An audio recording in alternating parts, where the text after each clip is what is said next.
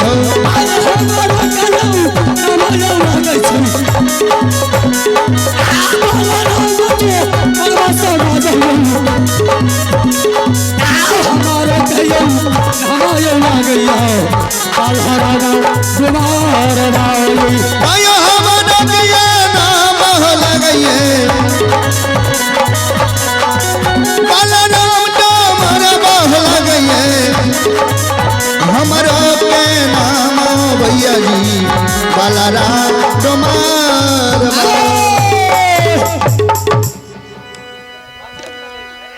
तो भाई साहब मेरा घर बहुत गर्मी लागे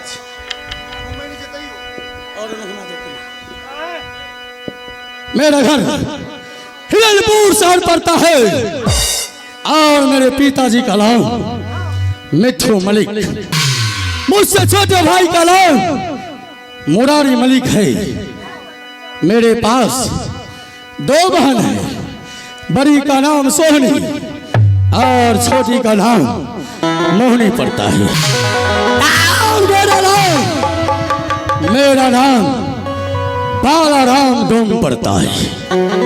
वो बालाराम डोम जिसका 1600 बस्ती है हिरनपुर शहर, एक दो नहीं 1600 घर है हिरनपुर, जिस 1600 घर का सरदार ये बालाराम डोम है।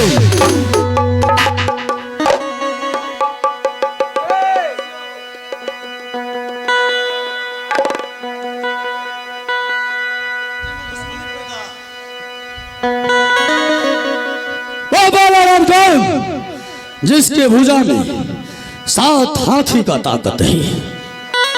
पर भाई साहब मेरा काम प्रतिरोज 360 सुगर की चरवाही करना। 360 सुगर को गिनती के साथ खोभारी से निकालकर शिमला बाल के रास्ते महमलपुर से कुछ आगे बलाचल जंगल में घुमा घुमा कर चढ़ाना है। तो आज मैं सबसे पहले सुगर को खोलकर उनको चराने के लिए चलता हूँ बरेलाचर जंगल।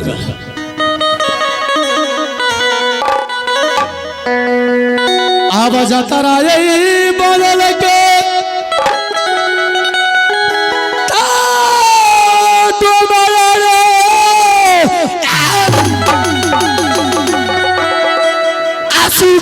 चार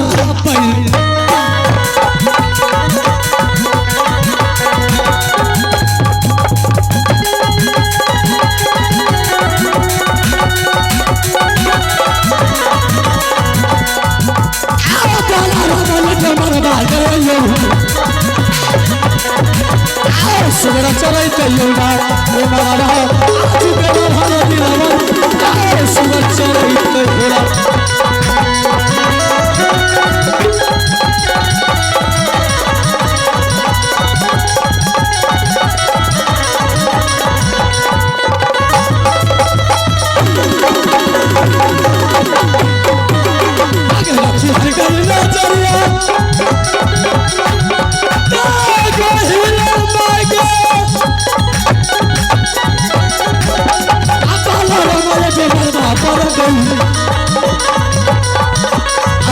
सुगर कर गया देवता सुगर के चारों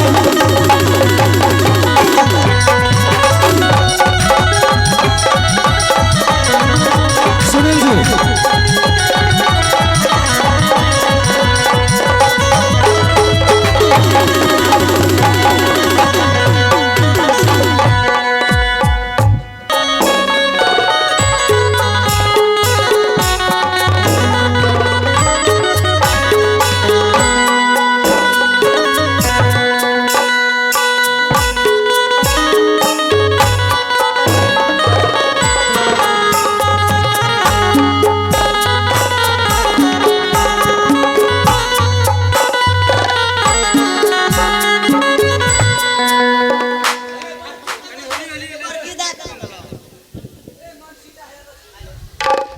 हेलो अगे अगे मजली बही आगे छोटकी आगे बड़की दा के ने देखे जो कत्ता छे गे गई आगे सुगर चढ़बे नहीं जेबी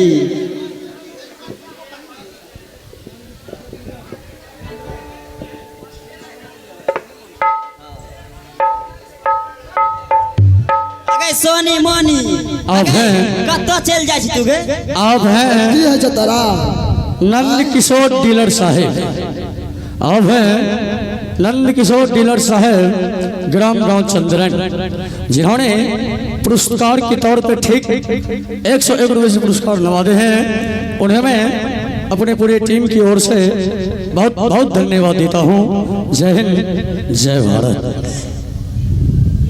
किछ है जा छी आगे भूल कहूँ जाइए तभी ना सुगर चलबे र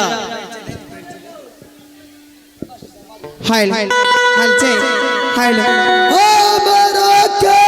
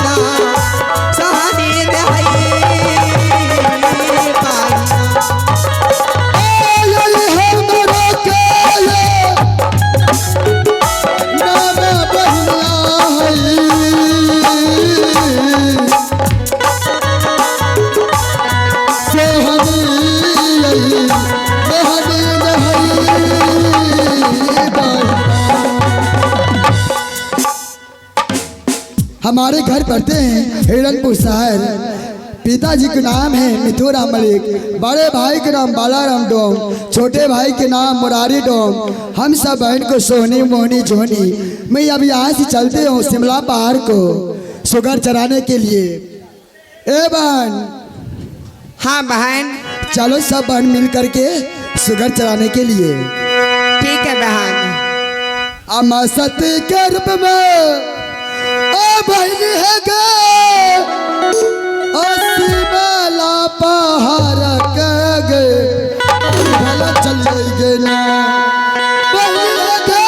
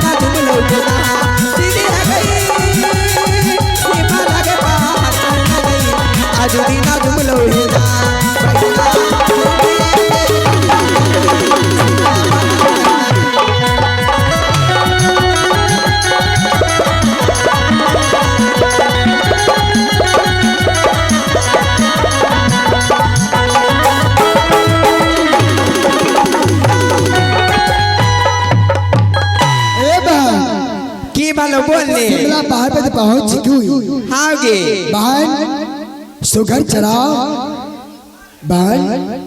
हाँ गे बोली ने अगर सुगर न चढ़े भी आगे चढ़े बना है अगर सब ख्याल लेना सुगर का मीट अच्छा बाल और सबका आलस लग गलो यार। हे गे सबसे बेसी नहीं भुटिया खेल को गे आई बात तो सही कहै छी। नहीं खाई छिए के बेसी गई तू बेसी नहीं खाई छी। नहीं ते यार तो बेसी खाई छी हम आइयो मुर्गा खाली हो अगे मोनी सोनी जोनी अगे की गे ओए बहन छै ना सुप्ती मौनी हां काला दौरी बुनने छै बुझ गली।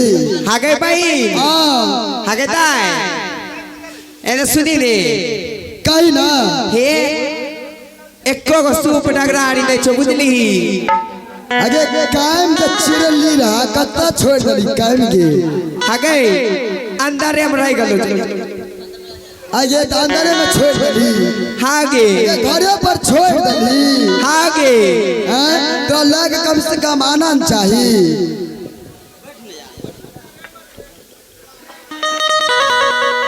आगे चलती सगे अब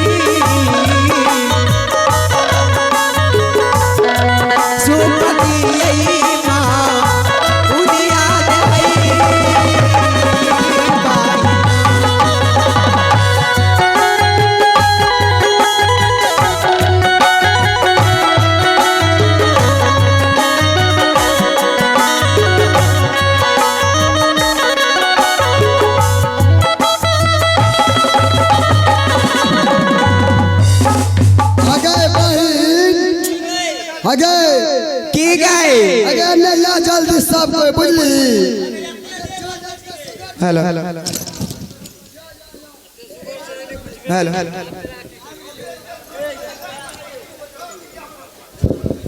आइए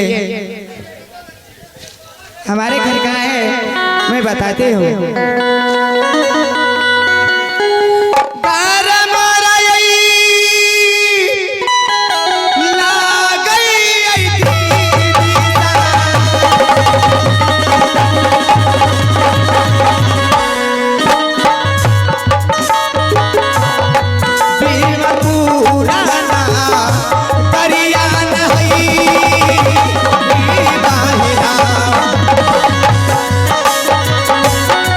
घर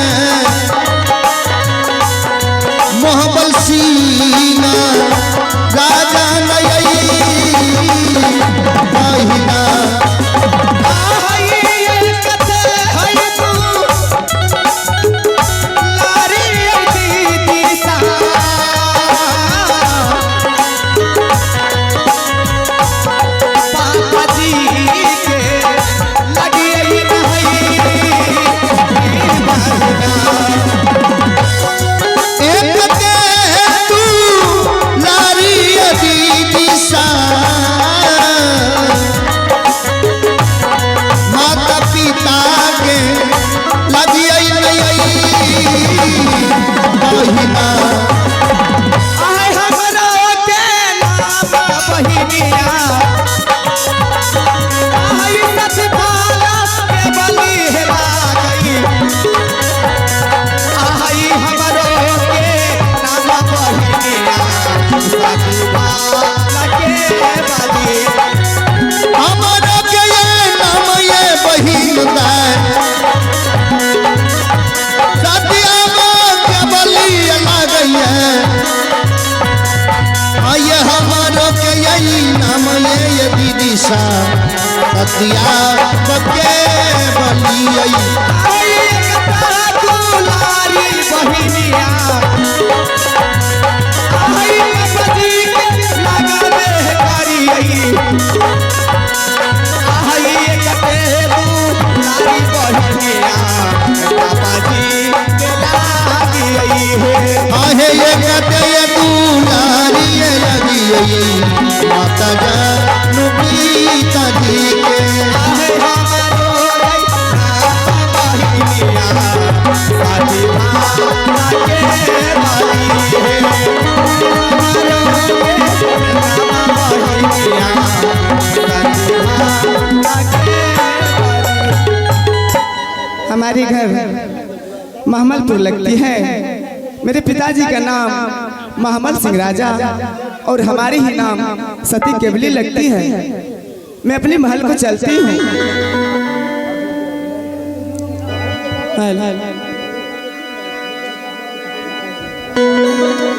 बगल में आई चाली आई थी